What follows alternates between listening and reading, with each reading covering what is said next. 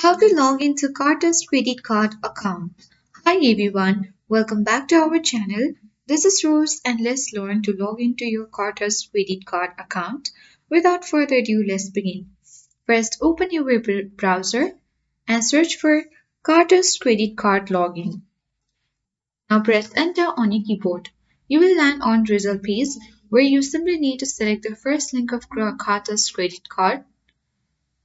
Then you will land on the official interface of Cartus Credit Card where you can easily click on sign in button at top right corner of your screen.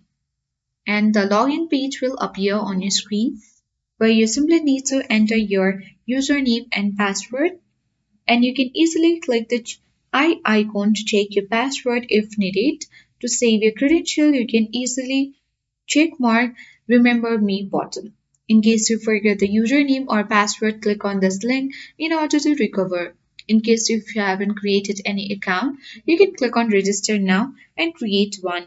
After that, you can easily follow the instructions and then click on sign in button and then log into your Cartus credit card account.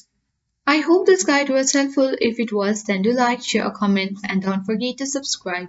Thank you for watching, and I'll see you in the next video.